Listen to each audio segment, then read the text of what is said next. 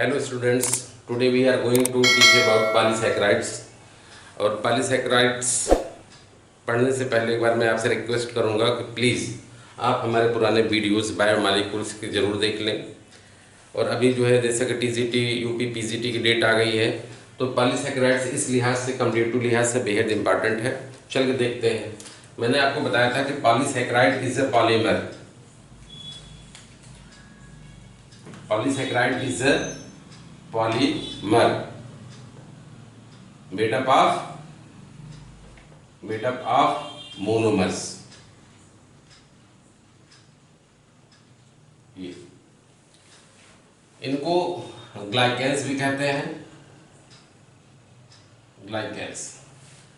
तो polysaccharide is a polymer made up of monomers. Usually जो monomers होते हैं या तो पेंटोजेस होते हैं या तो फिर हेक्सोजेस होते हैं। तो अगर कई पेंटोज शुगर आपस में जुड़ी हैं इस तरीके से, तो जो स्ट्रक्चर बनेगा उसको हम लोग बोलेंगे पेंटोसैंस, यानी ई हटा के आपको ANS लगा देना है। तो अगर कहीं पर ANS लगा, जैसे ग्लाइकेंस, ग्लूकेंस, फ्रक्टोसैंस, तो ये आप समझ जाएंगे कि ये जो मॉलिक्यूल है वो पॉलीसैकेराइड है। इसी तरीके से just like same if they are made up of hexoses, तो such a polymer is called hexosans. ये ई को हटा के हमने ANS लगा दिया। इसका मतलब अगर कोई ग्लूकोज से बना है तो उसको क्या कह देंगे? ग्लूकोसेंस। ई हटा दिया और ANS लगा दिया।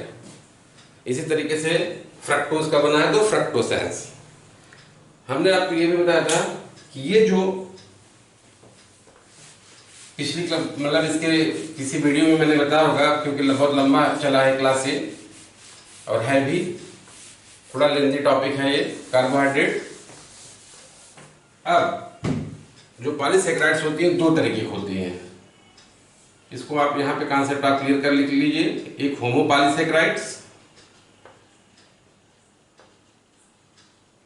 और दूसरा हेटेरोपॉलीसैकेराइड्स।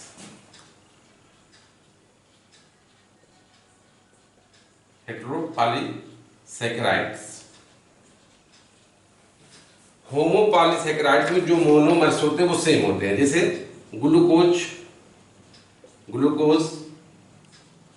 इस तरीके से ढेर सारे ग्लूकोज जुड़ के जो स्ट्रक्चर बनाएंगे वो होमोपॉलीसैकेराइड्स कहलाएगा, क्योंकि जो रिपीटिंग यूनिट है वो these remain same in homopolysaccharides. However in heteropolysaccharides the repeating units are different. मतलब जैसे आप इसको समझ लीजिए कि एक A है एक B है, यानी एक मोनोसैकेराइड इसमें A रहेगा और एक B रहेगा। ये पहले आपस में जुड़ेंगे तो क्या बन गया? ये डाइमर या डाइसैकेराइड।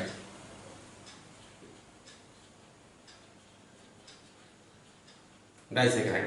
अब ये जो डाइसैकेराइड बना हुआ है ये वाला A आपस में जुड़ जाएगा ऐसे ऐसे, इस तरीके से ढेर सारे जुड़ के आपस में जो स्ट्रक्चर तैयार करेंगे that will be called heteropolysaccharide। तो इसका मतलब ये हो कि there are two types of bond in heteropolysaccharides। First is the glycosidic bond is present AB in between AB, यानी एक ऐसा बॉन्ड होगा जो दो मोनोसैकेराइड को जोड़ेगा AB, और दूसरा बॉन्ड होगा इस डाइसैकेराइड और रिपीटिंग डाइसैकेराइड के बीच में। तो जनरली हेटेरोपॉलीसैकेराइड में there are two types of bond. ये जो है हायर लेवल पे जब मैं पढ़ाऊंगा CSIR UGC गेट लेवल में, तो एक क्वेश्चन आता है। एक बार जब पहले गेट हम लोग टाइम रिटन होता था, CSIR UGC भी और गेट भी रिटन होता था, तो उसमें 41 क्वेश्चन जो है CSIR UGC में भी आते थे और गेट में भी आते थे। तो एक बार सिर्फ आया था बॉन्ड पूछ लिया था, एक तरफ मतलब बॉन्ड किसमें कौन सा बॉन्ड होता है ये लिखना था। तो ये इंपॉर्टेंट है फॉर हायर एग्जामिनेशन पर्पस, और बायोलॉजी समझने के लिए तो ये इंपॉर्टेंट है ही है, ठीक है ना।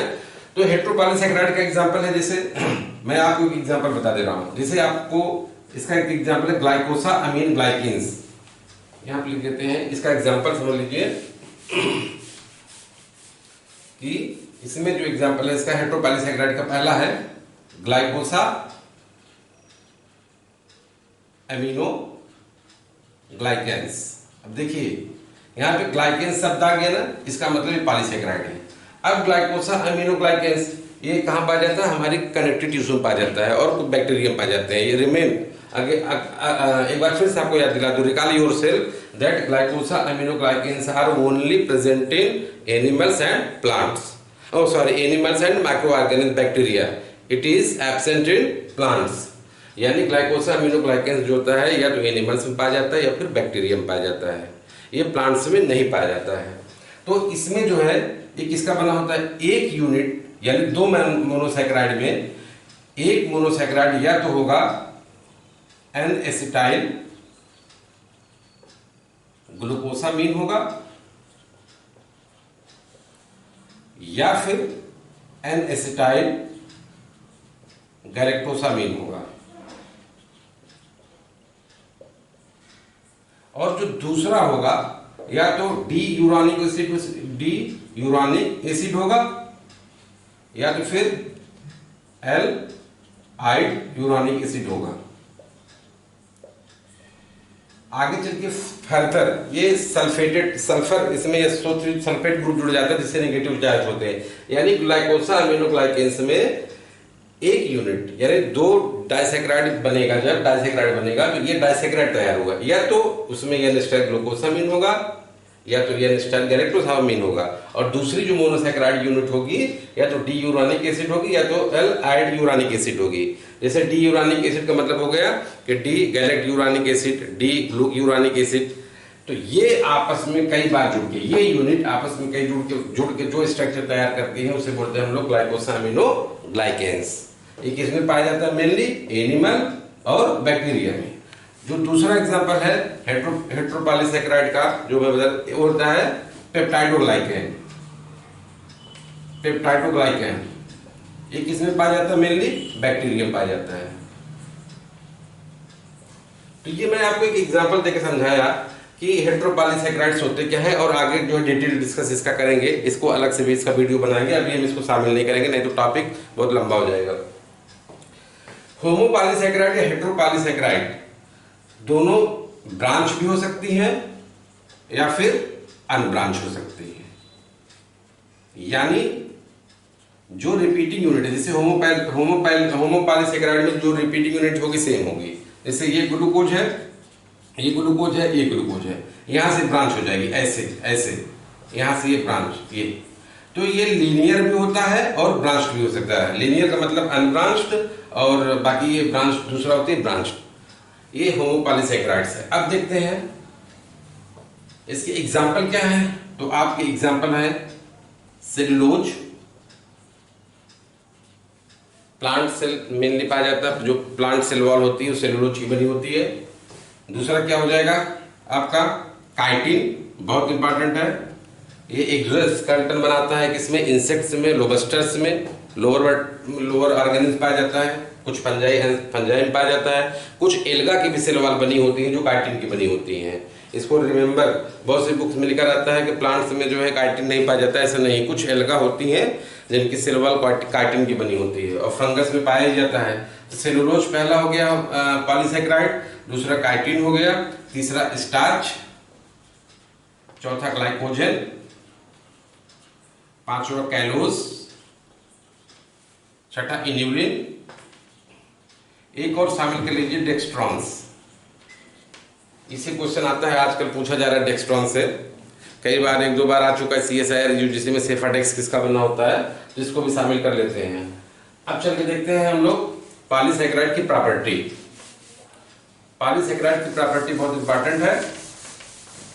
अगर आप इसकी प्रॉपर्टी समझ जाएंगे तो इससे कई बार क्वेश्चन उठ जाते हैं सिंपल पॉलीसैकेराइड से। तो अगर आपको पता रहता है तो आपके क्वेश्चन सॉल्व हो जाएंगे। तो सबसे पहला पॉलीसैकेराइड की जो प्रॉपर्टी है, इसका आता है जनरल फार्मूला। ये बहुत पूछा जाता है।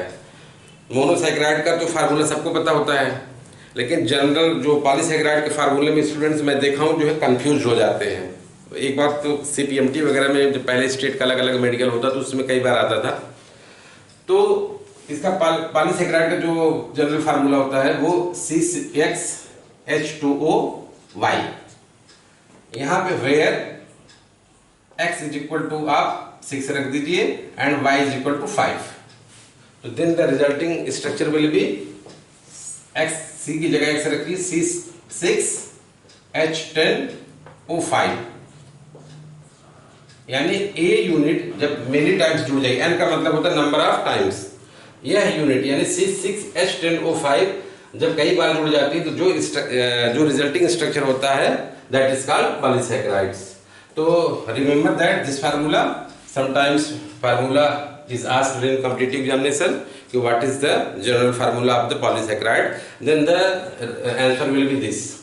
Okay, so first this is the first property. Second property is the relative molecular weight. The relative molecular weight of the polysaccharide falls in the range between 10 power 4 to 10 power 6. This is the typical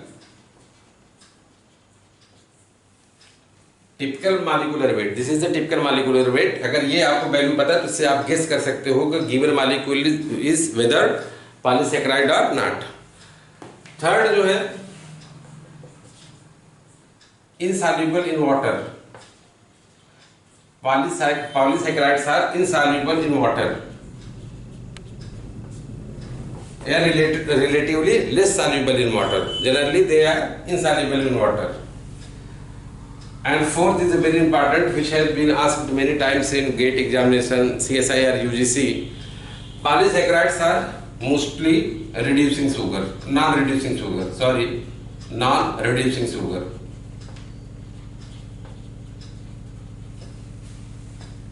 There are two types of sugar. I have already told you, reducing and non-reducing sugar.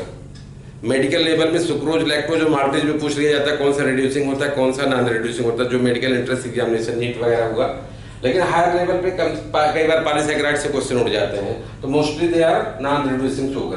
तो these are the properties of the polysaccharides. अब हम चल के देखते हैं polysaccharide में जो main है, ये इनसॉल्युबिलिटी in water is a very important. इनसॉल्युबिलिटी in water बहुत इंपॉर्टेंट है। इससे क्या होता है चल के देखते हैं जब टॉपिक आएगा। तो पॉलीसैकेराइड में हम लोग अब बात करते हैं, सबसे पहला जो इंपॉर्टेंट पॉलीसैकेराइड है वो है सेलुलोज। पॉलीसैकेराइड में, होमो पॉलीसैकेराइड में जो हम पहली बात कर रहे हैं सेलुलोज।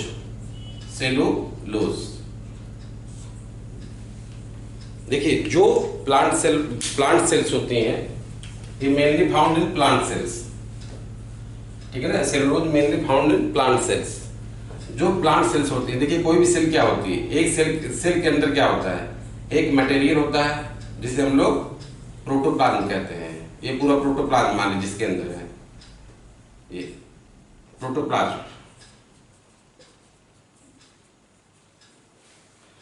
प्रोटोप्लाज्म को लिमिट करने वाला जो स्ट्रक्चर होता है, यानी periphery of the protoplasm is called plasma membrane. Plasma membrane के चारों ओर जो स्ट्रक्चर पाई जाती है उसे बोलते हैं cell wall. Cell wall mainly किसमें पाया जाता है, प्लांट सेल्स में।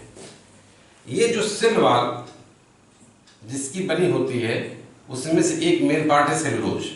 इसका मतलब सेल वॉल जो है जिसकी बनी होती है उसमें से मेन पार्ट है सेलुलोज। इसका मतलब यहाँ पे मैं बता देता हूँ cellulose is the here structural component, यानी ये सेलुलोज जो होता है स्ट्रक्चर बनाता है किसका, सेल वॉल की, प्लांट सेल्स में। और कुछ एनिमल्स में जो है सेलुलोज फूड का भी काम कर सकता है, फूड मटेरियल का भी काम करता है। लेकिन ज्यादातर जो है सेलुलोज क्या होता है, सेल वॉल बनाता है। अब आप ऐसे समझ लो 50% जो कार्बन होता है, कार्बन एलिमेंट होता है, वो प्लांट्स का जो 50% कार्बन एटम होता है वो सेलुलोज के फॉर्म में रहता है।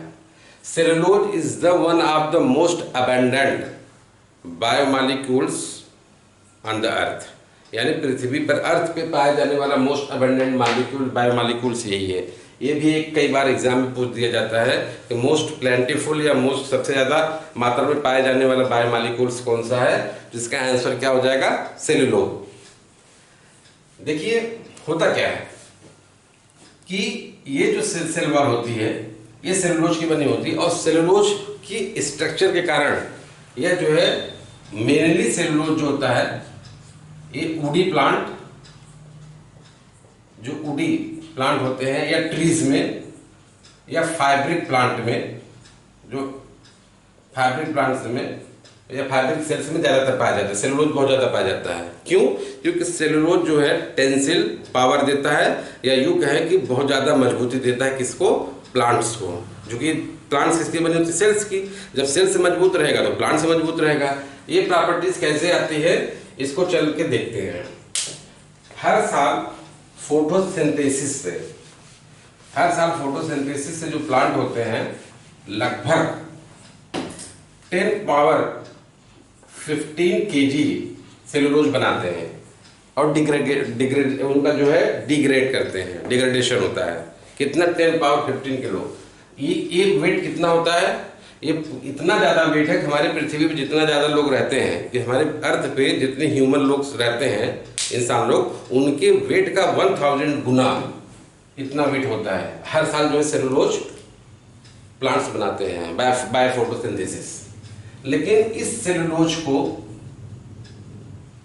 पचाने वाला, डाइजेस्ट करने वाला जो एंजाइम होता है उसको बोलते हैं सेलुलेज। ये नेचर ने बहुत कम मात्रा में दिया है।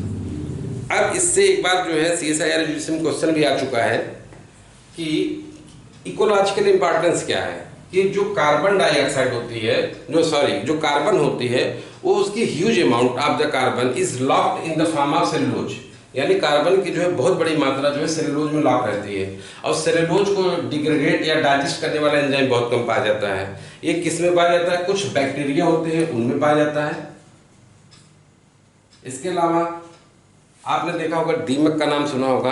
कुछ टर्माइट्स होते हैं, टर्माइट्स में तो नहीं पाया जाता है, लेकिन जो इनकी गट होती है, इनकी गट में एक प्रकार का प्रोटिस्टा वर्ग का सिम्बायोटिक फॉर्म में रहता है माइक्रो ऑर्गेनिज्म, जिसको ट्राइकोनिम्फा बोलते हैं। निम्फा, ट्राइकोनिम्फा।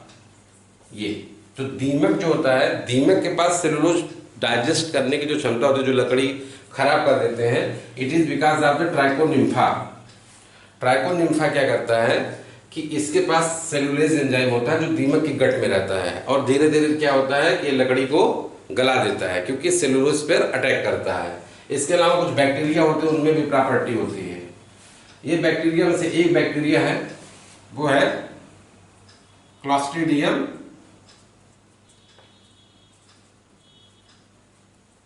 क्लॉस्ट्रीडियम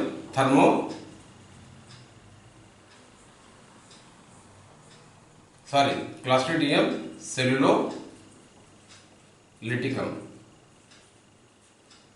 ये बैक्टीरिया होता है जिसके अंदर जो है आजकल साइंटिस्ट इस पर बहुत ध्यान देते हैं ताकि इससे सेलुलेज निकाला जा सके। सेलुलेज अगर आपके पास प्लेंटीफुल सप्लाई में आ जाएगा तो आप सेलुलोज को फर्मेंटेशन करके आप गैसोलीन और बायोफ्यूल बना सकते हो, जिससे ईंधन की बहुत बड़ी समस्या खड़ी हो जाएगी। तो इस क्लॉस्ट्रीडियम सेलुलोलिटिकम के आउटर सेल में, यानी सेल के बाहर, एक स्ट्रक्चर सुप्रामॉलिक्यूलर कॉम्प्लेक्स पाया जाता है जिसको सेलुलोसोम बोलते हैं। इस सेलुलोसोम के अंतर्गत, इस सेलुलोसोम के पास सेलुलोज से बाइंड करने की कैपेसिटी होती है और सेलुलोज एंजाइम्स इसको तोड़ने की कैपेसिटी होती है। अब साइंटिस्ट इसलिए इस पर ध्यान दे रहे हैं क्योंकि इसके पास यही कैपेबिलिटी होती है कि सेलुलोज को तोड़ सकता है, जबकि नेचर ने क्या किया है, सेलुलोज को लॉक करके रखा है, और हम इंसान क्या करते हैं, उसको खोलना चाहते हैं। इसका डिमेरिट ये है कि आप अगर ऐसा कुछ हम कर ले गए तो आगे चल के हमारे नेचर में या हमारे एटमॉस्फेयर में बहुत मात्रा में कार्बन डाइऑक्साइड निकलना शुरू हो जाएगी, जिससे ग्लोबल वार्मिंग या ग्रीन हाउस इफेक्ट भी तो हो सकता है।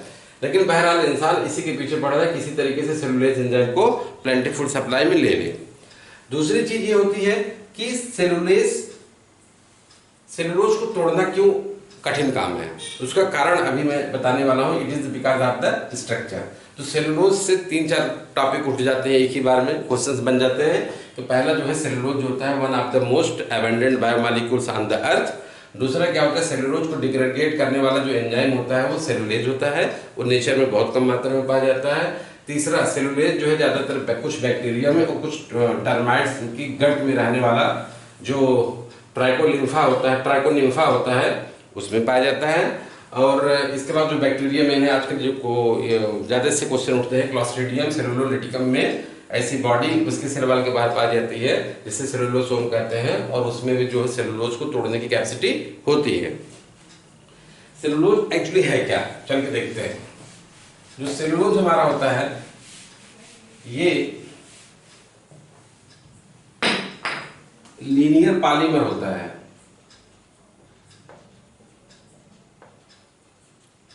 लीनियर पॉलीमर होता है किसका? ग्लूकोज का। लेकिन जो इसमें बॉन्ड पाया जाता है वो बीटा 1,4 बॉन्ड पाया जाता है। इसको आपको हमेशा याद रखना।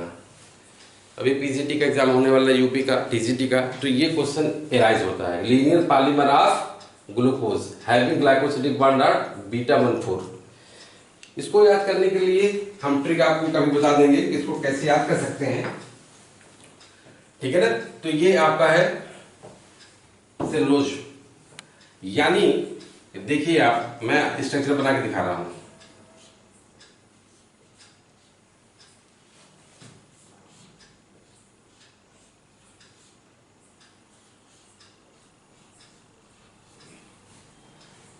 ये CH2H है, तो जब ये 5th कार्बन है, ये 1st, 2nd, 3rd, 4th, 5th, 6th, तो बीटा में क्या होता है? प्राइमरी अल्कोहल के डायरेक्शन में ही OH होता है, H OH OH H OH। ये 4th कार्बन है, ये इधर दूसरा ग्लूकोज जुड़ा होगा 4th पे।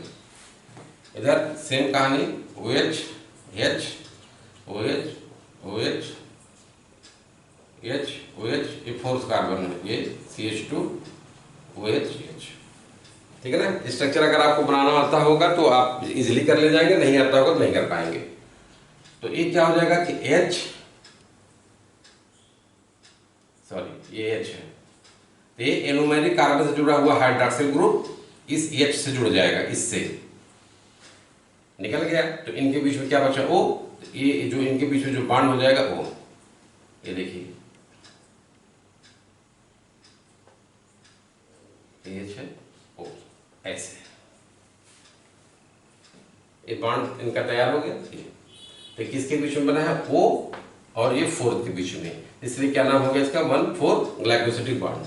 ऐसे एक सेलुलोज यूनिट में ऐसे एक चेन बन गई। ये देखिए पूरी चेन, लगभग एक चेन में करीब करीब 15,000 ग्लूकोज रेसिड्यूज होती हैं। जैसे एक रेसिड्यू हुआ 2, 3, ऐसे 15,000 होंगी। तो ये एक चेन है ऐसे। इस चेन को बोलते हैं माइक्रोफाइब्रिल्स। इसी तरीके से दूसरी चेन है, इसी तरीके से तीसरी चेन है, ऐसे एक एक करके जो है सीट के रूप में चेन से जुड़ती चली रहेंगी। तो जब ये जैसे ये देखिए, ये पहली चेन है, ये दूसरी चेन, ये तीसरी चेन, ऐसे कई चेन की मिलकर बंडल बन जाता है। इस बंडल को बोलते हैं मैक्रोफाइब्रिल्स। फाइब्रिल्स, ये माइक्रो, जब एक चेन की हो ऐसे कई जुड़ जाए तो उसको क्या बोलते हैं? मैक्रोफाइब्रिल्स। जो ये मैक्रोफाइब्रिल्स होते हैं, अभी मैं आगे डिटेल में बताने वाला हूं, ये क्या होते हैं? जो सेल वॉल की मैट्रिक्स होती है उसी में जाके एम्बेडेड रहते हैं। एम्बेडेड मतलब उसी में जमे रहते हैं। और इसके साथ साथ क्या होता है कि ये जैसे ये बंडल है, ये बंडल है सेलुलोज का, यानी मैक्रोफाइब्रिल्स का। ये जो है प्लांट सेल वॉल की मैट्रिक्स में धसे रहेंगे और वहां पे क्रॉस लिंक कर जाते हैं। जो मैट्रिक्स की और पॉलीसैकेराइड्स होती हैं उसमें एक क्रॉस लिंक कर जाते हैं। इसके अलावा इनके चारों तरफ, सेलुलोज के चारों तरफ एक और प्लास्टिक, बिल्कुल प्लास्टिक जैसी मजबूत परत पाई जाती है जिसे लिग्निन कहते हैं। अब आपको समझ में आया? जैसे ये एक चेन है, इसको मैक्रोफाइब्रिल्स बोलते हैं। ऐसी कई ढेर सारी चेन मिलकर मैक्रोफाइब्रिल्स बनाती हैं।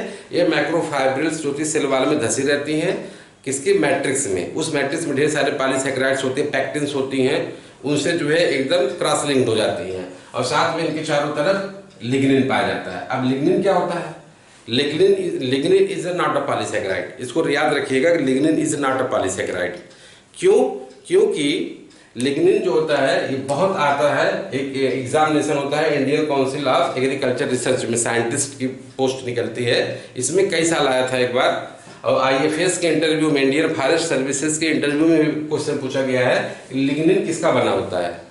तो पहली बात तो मेडिकल लेवल पे, नीट लेवल पे ही जान जाइए कि lignin is not a polysaccharide, क्योंकि ये क्वेश्चन आ चुका है मेडिकल एंट्रेंस में कि which one of the following is not a polysaccharide. उसमें ऑप्शन दिया था, सबसे ऊपर काइटिन दिया था, दूसरे नंबर पे लिग्निन दिया था, तीसरे नंबर पे सेलुलोज दिया था, चौथे नंबर पे कुछ और दिया था।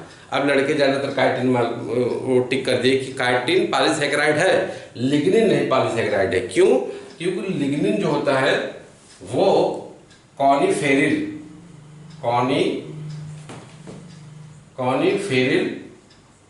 एल्कोहल का बना होता है। कॉनिफेरिल एल्कोहल, इसका स्ट्रक्चर बता दे रहे हैं ताकि आप लोग कभी भूले नहीं। लिग्निन क्या होता है, जो वुडी प्लांट होते हैं, मैंने बताया ना कि सेलुलोज मेनली किसमें पाया जाता है, वुडी प्लांट में। तो सेलुलोज के चारों तरफ लिग्निन का जो है सीट या सीथ बन जाती है, चाहे शीट कह लीजिए चाहे सीथ कह लीजिए। तो जो लिग्निन होता है ये मेनली कॉनिफेरिल एल्कोहल का पॉलीमर होता है। बहुत सिंपल है, CH2OH होता है, यहाँ पे OH होता है और यहाँ OCH3 होता है। ये है कॉनिफेरिल एल्कोहल। इसी कई कॉनिफेरिल एल्कोहल मिलके लिग्निन बनाते हैं।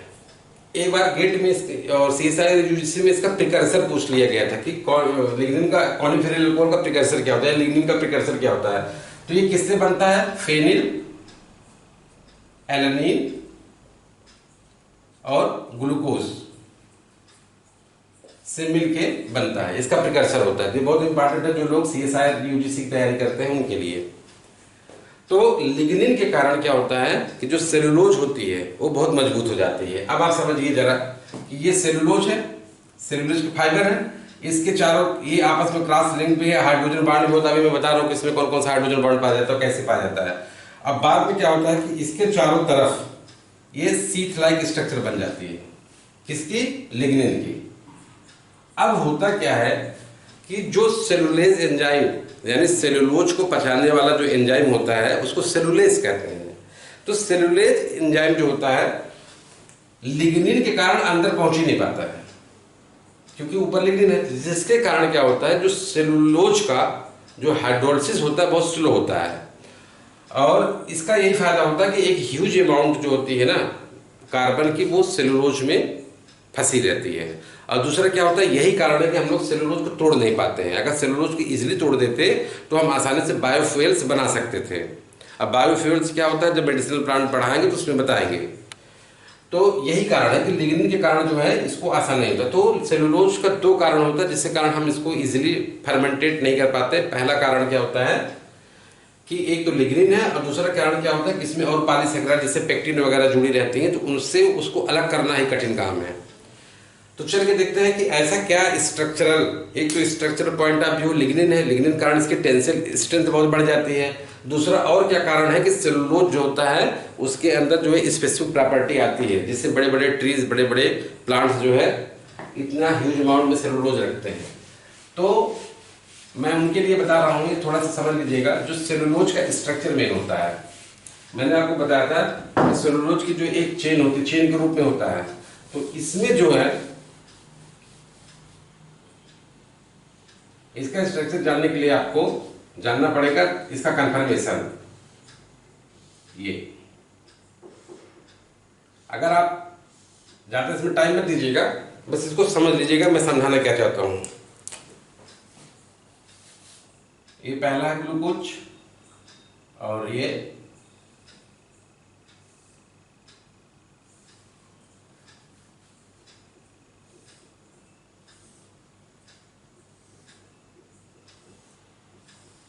ठीक है। अब ग्लूकोज कौन सा होता है, बीटा डी ग्लूकोज होता है, बीटा डी फॉर्म होता है, ये आपको इतना समझना है। ये पांचवा कार्बन है, तो पांचवें कार्बन से क्या जुड़ा होता है बच्चों, प्राइमरी अल्कोहल जुड़ा होता है CH2OH। और पांचवें कार्बन से क्या जुड़ा होता है, ऑक्सीजन। ये सबको पता है, ग्लूकोज का स्ट्रक्चर जब पढ़ोगे तो पांचवें, ये छठा कार्बन है, ये पांचवा कार्बन हुआ। पांचवें कार्बन से क्या जुड़ा होता है, ऑक्सीजन। ये आपका पहला कार्बन, दूसरा, तीसरा और चौथा। तो चलिए बीटा में OH, यानी प्राइमरी अल्कोहल जिस डायरेक्शन में रहता है उसी डायरेक्शन में OH रहता है। तो बहुत आसानी से ये देखिए इसका डायरेक्शन हम ऐसे बना दिए, इधर ऊपर H रहेगा, यहाँ OH इक्वेटोरियल पोजीशन पे रहता है, ये मैं बता चुका हूं। ये HO और ये HO, H, ये आपका पहला, दूसरा, तीसरा, चौथा, पांचवा, छठा। इसी तरीके से दूसरी यूनिट देखिए आप, ये आपका O है, तो जाहिर है कि ये आपका पांचवा कार्बन होगा, ये छठा, ये चौथा, और इसमें भी जो है आपका HOH, ये आपका फर्स्ट HO, हमें इधर दिखा ऐसे, ये HO, ठीक है ना। ये देखिए ये आपका तैयार हो गया। ये भी बीटा डी ग्लूकोज है, ये भी बीटा डी ग्लूकोज है। गौर से देखिएगा, जितने OH मॉलिक्यूल हैं सब इस चेन से बाहर निकले हुए हैं, यानी मेन चेन से OH मॉलिक्यूल्स बाहर निकले हुए हैं। यही बहुत बड़ा बेनिफिट है। तो 1 और 4, ये 1 2 3 ये 4, तो 1 और 4 के बीच में कौन सा बॉन्ड बन जाएगा? Glycosidic bond. 1,4 आप लोग पढ़ चुके हो, बीटा 1,4 ग्लाइकोसिडिक बॉन्ड बन जाएगा। इसमें कुछ बताने वाला है ही नहीं है। इसका OH इसके S से रिएक्ट कर जाएगा। अब होता क्या है कि ये पहली चेन हो गई यार लीनियर में। इसी तरीके से ग्लूकोज सेलुलोज में ढेर सारी चेन होती है, दूसरी, तीसरी, चौथी। अब हम एक और स्ट्रक्चर ड्रा कर लेते हैं। सबसे पहले क्या होता है कि एक चेन के अंदर देखिए क्या होता है। एक चेन के अंदर में जो तीसरा ग्लूकोज रेसिड्यू का जो तीसरा OH ग्रुप है और पहले के पांचवें ऑक्सीजन से हाइड्रोजन बॉन्ड बना लेगा। देखिए ना, ये देखिए H, ये हाइड्रोजन बॉन्ड बन जाएगा। इसके कारण क्या हो जाएगा कि जो सेलुलोज के, यानी एक चेन के अंदर जो ग्लूकोज मॉलिक्यूल है वो क्या होता है, कॉम्पैक्ट हो जाएंगे, क्योंकि देखिए ना हाइड्रोजन बॉन्ड बन जाएगा। ये देखिए, अब हम दूसरी चेन बनाते हैं। ये पहली लाइन हो गई, ये दूसरी। तो दूसरे स्ट्रक्चर में सेम स्ट्रक्चर ये ड्रॉ कर लेते हैं ऐसे ही, थोड़ा दूर बना ले यहाँ पे।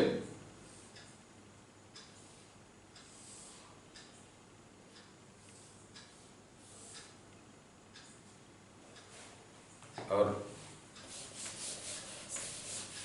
एक बार ये कॉन्सेप्ट समझ जाएंगे तो आपकी जो है प्लांट वाला पोर्शन हमेशा मजबूत हो जाएगा, जो बॉटनी है। और इसमें ये बहुत समझने लायक है। और दूसरा जो है उसमें क्या नाम है कि हेटेरोपॉलीसैकेराइड में ग्लूकोसामिनोग्लाइकन बहुत इंपॉर्टेंट, उससे एनिमल फिजियोलॉजी आसानी समझ में आ जाती है। तो आप ये समझ लीजिए।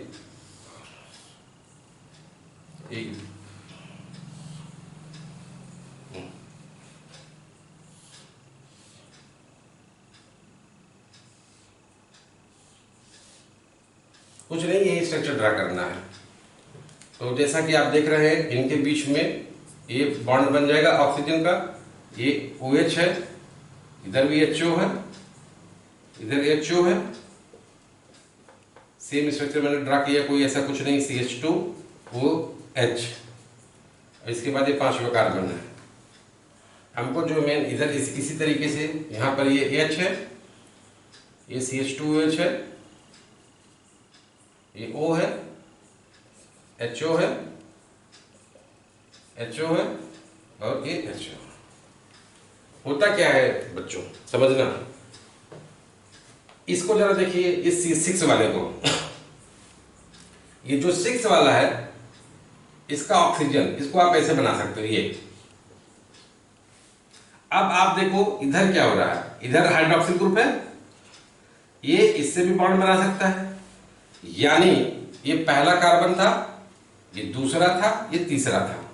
तो हाइड्रोजन बॉन्ड पहले देख, तो गिनते जाओ तो आप कंफ्यूज हो। पहला हाइड्रोजन बॉन्ड बना है कहां, ये वाला 5 ऑक्सीजन और 3 OH के बीच में बना है। ये हमने ऐसे दिखा दिया, प्राइम करके दिखाया, प्राइम नहीं दिखाते हैं, ये प्राइम करके इसको समझ लीजिए। ये देखिए पहला किसका बना है, ये पांचवें ऑक्सीजन और तीसरा HO के बीच में बना है। ये कौन सा हाइड्रोजन बॉन्ड है, ये हाइड्रोजन बॉन्ड है इंट्रा हाइड्रोजन बॉन्ड, जो एक चेन के अंदर बनी है। अब जो हाइड्रोजन बॉन्ड बन रही है वो दो चेन के बीच में बन रही है। कौन कौन सी बन रही है?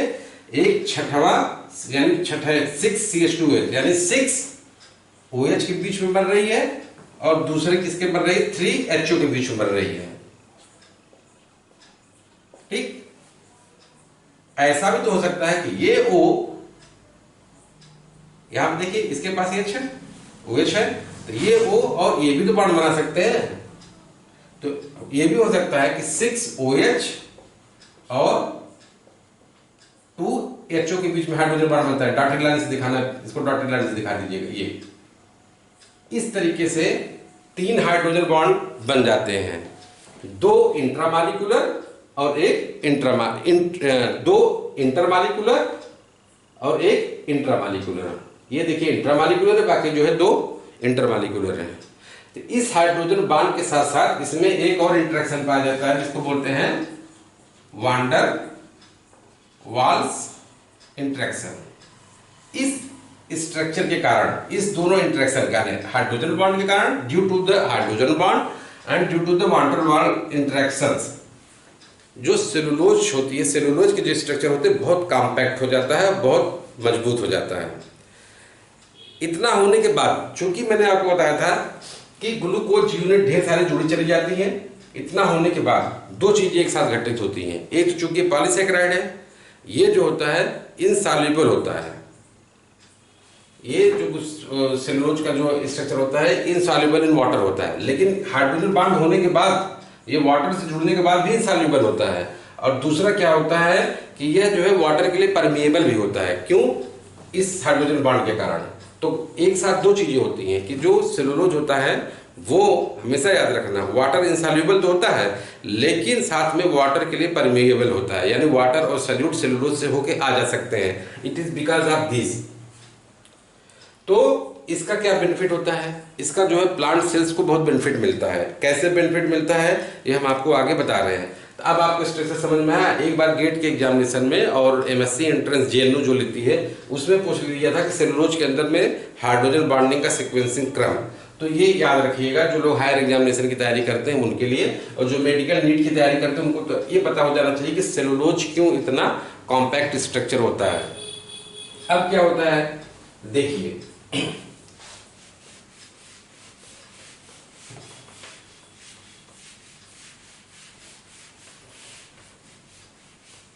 जो सेलुलोज होता है, अगला जो मैं बता रहा था, ये इसको याद रखिएगा कि सेलुलोज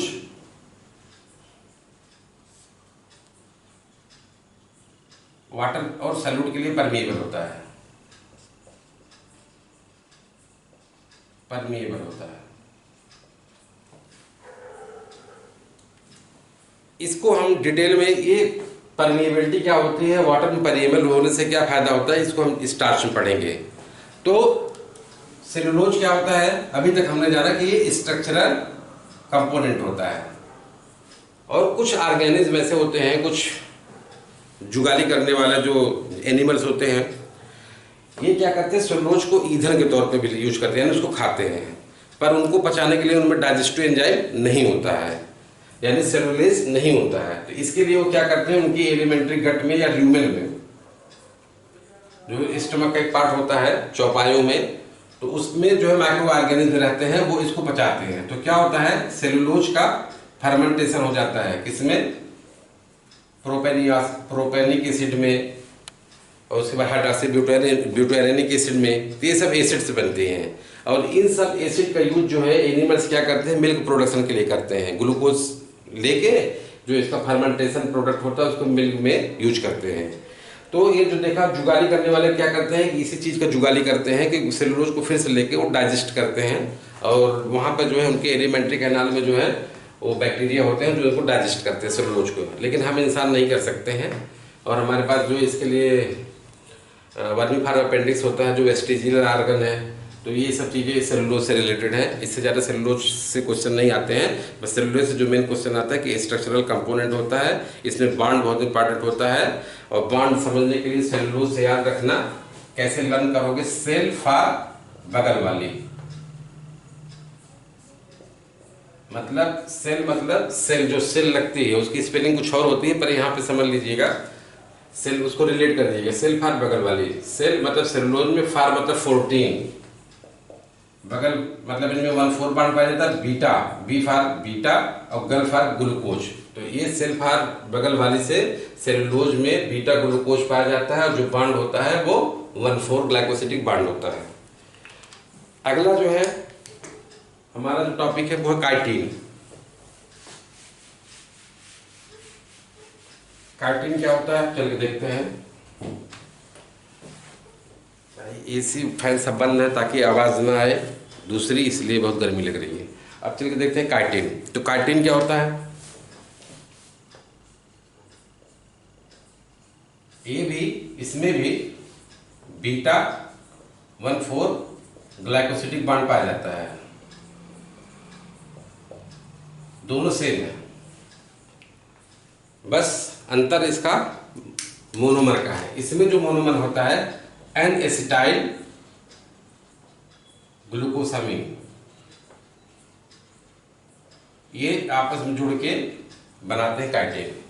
तो इसका कंप्लीट स्ट्रक्चर मैं पहले बता चुका हूं और एग्जामिनेशन पॉइंट ऑफ व्यू से बस आपको याद रखना है, ये एन एसिटाइल ग्लूकोसामिन का बना होता है काइटिन, और जो बॉन्ड पाया जाता है 1,4। ये किसमें, ये क्या बनाता है काइटिन? काइटिन जो होता है एक्सोस्केलेटन ऑफ इंसेक्ट्स बनाता है, लोबस्टर्स में पाया जाता है, ठीक है ना, लोबस्टर्स होता है, इंसेक्ट्स में होता है। इसके अलावा जैसे आपके इंसेक्ट मतलब जैसे स्पाइडर वगैरह हो गया, इसके अलावा कुछ फंजाई में पाया जाता है और कुछ एल्गा में भी पाया जाता है। कौन? काइटिन। तो लोअर वर्टिब्रेट्स में पाया जाता है मेनली। ये सेलुलोज के बाद सेकंड मोस्ट बायोमॉलिक्यूल्स है, क्योंकि इंसेक्ट में पाया जाता है तो इंसेक्ट की आबादी वैसे भी सबसे ज़्यादा है, तो सेलुलोज के बाद जो है सेकंड मोस्ट जो है पाया जाने वाला बायोमॉलिक्यूल से काइटिन। अब तीसरा और चौथा देखते हैं होमोपॉलीसैकेराइड में स्टार्च और ग्लाइकोजन। ये इंपॉर्टेंट है, ये खत्म हो जाएगा तो फिर सारे टॉपिक्स हो जाएंगे इसमें होमोपॉलीसैकेराइड में। एक्चुअली सेलुलोज में ज़्यादा टाइम लग गया। एक तरफ हम देखते हैं स्टार्च और दूसरी तरफ देखते हैं ग्लाइकोजन, ठीक है ना। चलिए देखते, स्टार्च जो होता है ये फूड मटेरियल होता है, ये स्ट्रक्चर नहीं है, फूड मटेरियल यानी स्टोरेज मटेरियल है। फूड मटेरियल या स्टोरेज मटेरियल है, दोनों किसके लिए यूज होते हैं? एनर्जी लेने के लिए। ये भी सेम है, दोनों फूड मटेरियल है, स्टोरेज मटेरियल है। स्टार्च किस में पाया जाता है? प्लांट सेल्स में। और ग्लाइकोजन किस में पाया जाता है? एनिमल्स में। ये कहाँ, मैंने कहा कि ये स्टोरेज मटेरियल होता है, तो कहाँ स्टोर होता है? ये मेनली लीव्स के क्लोरोप्लास्ट में है। क्लोरोप्लास्ट कहाँ? लीव्स में। और कहाँ? स्टोरेज ऑर्गन्स यानी प्लांट में जो स्टोरेज पार्ट होते हैं, जैसे सीड्स, स्टेम ट्यूबर, पोटैटो में, इन सब में ये स्टोर होता है। एनिमल्स में कहाँ पाया जाता है? मेनली लीवर में, स्केलेटन में मेनली पाया जाता है। याद रखिएगा, जो मेडिकल पीजी होती है यानी एमबीबीएस या बीडीएस करने के बाद जो एमडीएमएस या एमडीएस के लिए जो एंट्रेंस एग्जामिनेशन होता है, उसमें कई बार एक क्वेश्चन उठा है कि ग्लाइकोजन कहाँ नहीं पाया जाता है। तो ग्लाइकोजन बहुत रेयर नॉर्मल कंडीशन में ब्रेन और हार्ट इन दोनों में नहीं पाया जाता है, स्टोर नहीं होता है। ये आता है, बहुत कई बार आता है। और पॉलीमर किसका बना होता है? ये भी ग्लूकोज का पॉलीमर है और ग्लाइकोजन भी ग्लूकोज का पॉलीमर है। इसमें जो बॉन्ड पाया जाता है वो अल्फा 1,4 पाया जाता है और अल्फा 1,6 पाया जाता है। सेम है ये, यानी ये ब्रांच स्ट्रक्चर है। कैसे है बता रहा हूं, देखिए।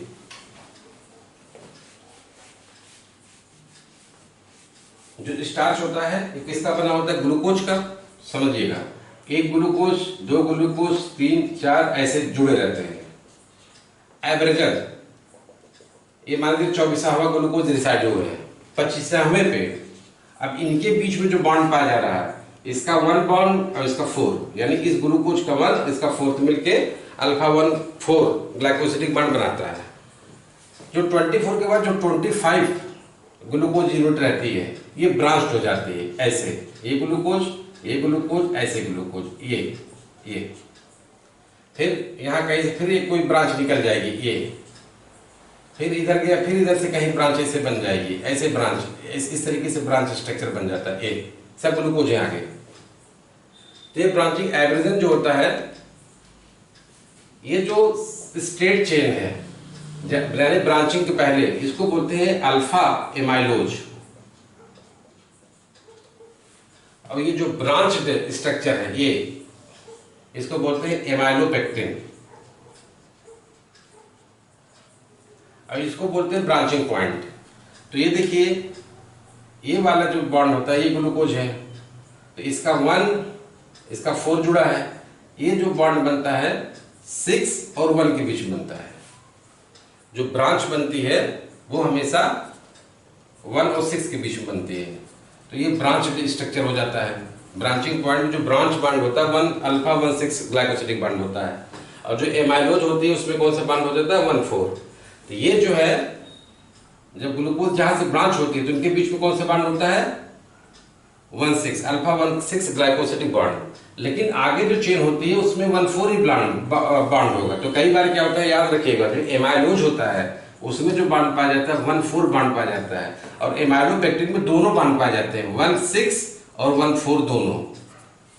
यानी जो ब्रांच जहां से हो जाएगी, यहां से जो ब्रांचिंग हुई ये 1 6 बॉन्ड होगी। उसके बाद जो ग्लूकोज शेष जुड़ेंगे, जो बाकी ग्लूकोज जुड़ेगा ठीक वैसे जुड़ेगा जैसे कि एमाइलोज में जुड़ा है। तो यही स्ट्रक्चर होता है किसमें, स्टार्च में। स्टार्च में 2 स्ट्रक्चर्स पाए जाते हैं, एक एमाइलोज एक एमाइलोपेक्टिन। जो एमाइलोज होता है उसमें बॉन्ड पाया जाता है 1 4 ग्लाइकोसिडिक बॉन्ड, और जो एमाइलोपेक्टिन होता है उसमें 2 बॉन्ड पाया जाता है 1 6 और 1 4। ठीक है ना। ग्लाइकोजन में सेम ऐसे होता है, बस इसमें जो है ब्रांचिंग बहुत ज्यादा होती है। यहाँ पे ब्रांचिंग देखिए, स्टार्ट में ब्रांचिंग कहाँ हुई 25वें पे। इसमें जो ग्लाइकोजन में जो ब्रांचिंग होती है 10वें ग्लूकोज पे हो जाती है। दूसरी बात क्या होता है, जो एमाइलोपेक्टिन होती है ना, इसमें ग्लूकोज रेसिड्यूज बहुत होती है, करीब 10 लाख तक होती है। मेरे ख्याल से सबसे लार्जेस्ट यानी लंबा कोई बायोमॉलिक्यूल्स है तो ये इसी एमाइलोपेक्टिन है, क्योंकि इसमें 10 लाख तक ब्रांचिंग हो जाती है। मतलब ग्लूकोज जुड़ जाते हैं, ब्रांचिंग नहीं, ग्लूकोज जुड़ते जाते हैं एमाइलोपेक्टिन में। अच्छा, ग्लाइकोजन में क्या होता है कि एवरेजन, जैसे 1 ग्लूकोज 2 3 ये एक ग्लाइकोजन लगभग मात्र 13 ग्लूकोज रेसिड्यूज बन सकता है। यानी 13 ग्लूकोज अल्फा 1 4 ग्लाइकोसिडिक बॉन्ड से जुड़ के 13 ग्लूकोज अल्फा 1 4 ग्लाइकोसिडिक बॉन्ड से जुड़ के आपको ग्लाइकोजन तैयार कर देते हैं। लेकिन इसमें जो ब्रांचिंग होती है ना बहुत ज्यादा होती है। हर 10वें ग्लूकोज रेसिड्यू पे ब्रांचिंग हो जाती है। यहाँ पे जो ब्रांचिंग हो रही थी 25वें ग्लूकोज यूनिट से हो रही थी, यहाँ पे हर 10वें। इस तरीके से ये स्ट्रक्चर जो ग्लाइकोजन होता है ये बहुत ज्यादा ब्रांच होता है। ऐसे ये ब्रांच ऐसे ब्रांच ऐसे ब्रांच ये सब ग्लूकोज है। इस ब्रांचिंग का फायदा क्या होता है, इस ब्रांचिंग का फायदा ये होता है कि देखिए, अगर कोई प्लांट है उसमें ढेर सारी शाखाएं रहती हैं तो आंधी वगैरह आने पर जल्दी टूट जाता है। तो इस ब्रांचिंग का फायदा 2 होता है। एक तो क्या होता है, ब्रांचिंग के कारण ग्लाइकोजन सॉल्यूबल हो जाता है।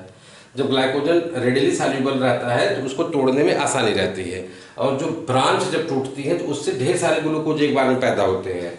अमूमन क्या होता है, देखिए ये क्या होता है, रिड्यूसिंग एंड होता है, क्योंकि देखिए 1 पोर्शन खाली है इसमें, सॉरी ये नॉन रिड्यूसिंग एंड होगा। जब आप स्ट्रक्चर बनाएंगे समझ में आएगा नॉन रिड्यूसिंग एंड। तो जो एंजाइम्स होते हैं शुरुआत नॉन रिड्यूसिंग एंड से करते हैं, और डिटेल अगर जानना है तो इसको फिर स्ट्रक्चर जब आप ड्रा करेंगे तब आपको समझ में आएगा। अगर मैं स्ट्रक्चर ड्रा करने बैठ जाऊंगा तो बहुत टाइम लग जाएगा। तो स्टार्च में जो होता है, जो एंजाइम स्टार्च को हमने समझा 2 प्रकार के जो है इसमें चेन होती है, एमाइलोज और एमाइलोपेक्टिन। अब जो होता है एमाइलोपेक्टिन, अब इसको जो तोड़ने वाले एंजाइम होते हैं, एमाइलोज को जो तोड़ने वाला एंजाइम होता है उसको बोलते हैं अल्फा एमाइलेज, और जो एमाइलोपेक्टिन को तोड़ने वाला होता है वो बीटा एमाइलेज। इसको जो है इंडोन्यूक्लियेजेस भी कहते हैं, ग्लाइकोसाइडेजेस भी कहते हैं, और बीटा एमाइलेज को एक्सो ग्लाइकोसाइडेजेस भी कहते हैं।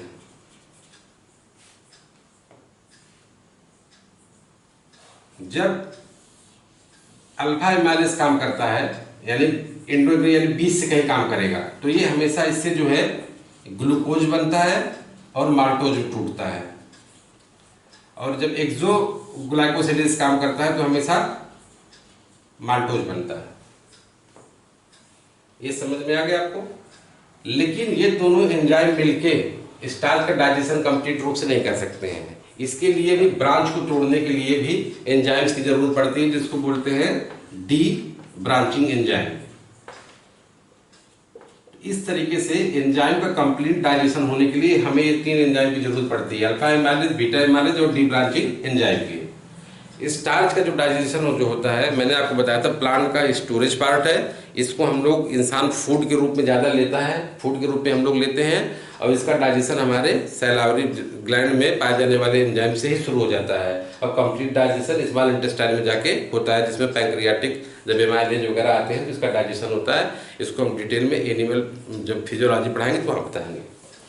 यही कहानी पूरा ग्लाइकोजन की है। अब होता क्या है कि यहाँ पे एक क्वेश्चन मैं आपको समझाना चाहता हूँ कि ग्लूकोज, स्टार्च या ग्लाइकोजन, ये क्या है? ग्लूकोज के मेनली सोर्स है, इनसे हम एनर्जी लेते हैं। यानी जैसे स्टार्च है, आप ऐसे समझिए कि स्टार्च है, इस पर एमाइलेज एंजाइम काम किया तो क्या बना? माल्टोज बन जाएगा, और माल्टोज पर माल्टेज काम किया तो हमको ग्लूकोज बनेगा। अच्छा, ये स्टार्च किसका बना है? ग्लूकोज से बना है। ग्लाइकोजन किसका बना है? ग्लूकोज से बना है। अब एनर्जी जब हमें चाहिए होती है तो हम ग्लाइकोजन से लेते हैं। तो क्या जरूरत है कि ग्लूकोज को स्टार्च या ग्लाइकोजन में कन्वर्ट करने के लिए? अगर प्लांट को एनर्जी चाहिए होती है तो ग्लूकोज को पहले स्टार्च में कन्वर्ट करता है, फिर स्टार्च से ग्लूकोज बनाता है। तो ये स्टार्च बनाने की जरूरत क्या थी जब ग्लूकोज उसके पास अवेलेबल है और ग्लूकोज से एनर्जी लेनी है? इसी तरीके से हमें अगर जो है ग्लूकोज हमारे पास है तो ग्लूकोज से ग्लाइकोजन बन जाता है, और ये ग्लाइकोजन से हम बाद में जरूरत पड़ने पे एनर्जी लेते हैं। ऐसा क्यों है? क्या जरूरत थी ऐसा सिस्टम डेवलपमेंट करने के लिए? देखिए, इसके लिए है मेन है ऑस्मोटिक प्रेशर। होता क्या है कि कोई भी सल्यूट जो सॉल्यूबल होता है, जैसे ग्लूकोज है, जब ये ग्लूकोज सल्यूट है, जब ये पानी में घुलेगा तो ये पानी में घुल के प्रेशर डालता है, उसको बोलते हैं osmotic pressure. Osmotic pressure is directly proportional to the solubility of the solute. अगर कोई सल्यूट पानी में घुल जाता है तो मान के चलिए कि उसके पास ऑस्मोटिक प्रेशर होगा। तो एक सेल है, अगर इसके अंदर इतने ग्लूकोज घुल जाएंगे, मान लीजिए 1 2 3 4 5 6 7 8 9 10 ग्लूकोज अगर घुल जाते हैं, तो अगर एक ग्लूकोज यूनिट से एक यूनिट का अगर प्रेशर बन रहा है तो 10 से कितना बन जाएगा? 10 यूनिट प्रेशर। तो एक तो ये क्या करेगा? 10 यूनिट प्रेशर का सेल पे डालेगा। दूसरी बात क्या होगा, जब ग्लूकोज, ऐसे समझ लो आप कि जब ग्लूकोज घुल जाएगा तो घुलने के बाद क्या करेगा कि ये सेल जो है गाढ़ी हो जाएंगी, कंसंट्रेट हो जाएगी। तो क्या हो जाएगा? बाहर से जो है पानी लेके देना पड़ जाएगा। जब पानी आ जाएगा, वाटर आ जाएगा, तो ये क्या हो जाएगा कि ये फूल जाएंगे, स्वेलिंग हो जाएगी। जब स्वेलिंग हो जाएगी तो सेल बर्स्ट हो जाएंगे। तो इसका एक तरीका ये खोजा गया कि इन 10 मॉलिक्यूल्स को अगर आपस में जोड़ लो, ये ग्लूकोज के, तो एक मॉलिक्यूल पॉलीमर तैयार हो जाएगा। अब 10 की जगह सिर्फ एक मॉलिक्यूल तैयार हुआ। इस एक मॉलिक्यूल में कितने क्या है? 10 ग्लूकोज की यूनिट है। और यह जो 10 मॉलिक्यूल से बनके जो एक मैक्रो मॉलिक्यूल बना हुआ है, ये क्या है? वाटर इनसॉल्युबल है। तो जो वाटर इनसॉल्युबल होगा, इसका मतलब वो सेल के ऊपर प्रेशर, ऑस्मोटिक प्रेशर नहीं देगा। जब ऑस्मोटिक प्रेशर नहीं देगा तो सेल की कंसंट्रेशन पर कोई असर नहीं पड़ेगा। तो ये तो बात हुई प्लांट सेल की, कि प्लांट सेल में जो स्टार्च होता है इसीलिए बनता है ताकि ग्लूकोज अगर डायरेक्ट अगर वो एनर्जी लेगा तो उसका ये डिमेरिट हो जाएगी कि सेल जो है कंसंट्रेट होने के कारण वो जो सेल लाइज्ड हो जाएगी, यानी फट जाएंगे, बर्स्ट हो जाएंगे। अब इसके अपोजिट ग्लाइकोजन एनिमल्स में आ जाते हैं। एनिमल्स में ब्रांचिंग बहुत ज़्यादा है, तो एनिमल्स में ब्रांचिंग होने के कारण ये रेडिली सॉल्युबल होता है। तो दरअसल एनिमल सेल्स क्या करती हैं कि ये इसका वो काट के ढूंढी है कि जो ग्लाइकोजन होता है अपेक्षाकृत माल्टोज की अपेक्षा छोटा, क्या स्टार्च की अपेक्षा छोटे मालिक्यूल्स रखता है, ग्लूकोज की ज़्यादा यूनिट नहीं होती हैं। और रेडिली सॉल्युबल होने का ये फायदा हो जाता है कि हमको जरूरत पड़ने पे ग्लाइकोजन से तुरंत एनर्जी मिल जाती है।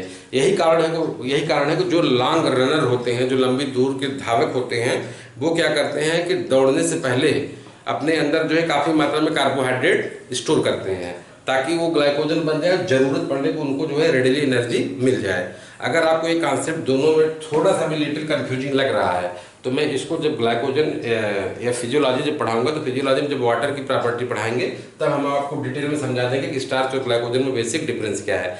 ग्लाइकोजन में बेसिक डिफरेंस यही है कि इसमें ब्रांचिंग ज़्यादा होती है, ब्रांचिंग ज़्यादा होने के कारण इसकी सॉल्युबिलिटी की रेट ज़्यादा होती है। इसका मतलब नहीं कि सॉल्युबल ही रहता है, ये ग्रेन्यूल्स के रूप में ये भी पाया जाता है। और दूसरी बात यह है कि एक क्वेश्चन जो आता है अभी भी छूट जाता है, मैंने अभी आपको बताया था कि अल्फा जो स्टार्च जो होता है ये किसका बना होता है, इसके दो पार्ट होते हैं, एक एमाइलोज होता है और एक एमाइलोपेक्टिन होता है। जो एमाइलोज स्ट्रक्चर ये जो किसका बना होता है, अल्फा ग्लूकोज का, दोनों। जो एमाइलोज स्ट्रक्चर होता है ये लीनियर नहीं होता है, ये जो है अपने ग्लूकोज अल्फा के कारण ये एक स्पेसिफिक पोजीशन ऑक्युपाई कर लेता है जिसे बोलते हैं लेफ्ट हैंडेड हेलिक्स। यानी ये कुछ हद तक इस तरीके से स्ट्रक्चर ड्रा कर लेता है, इस तरीके से, जिसके एक कंप्लीट टर्न में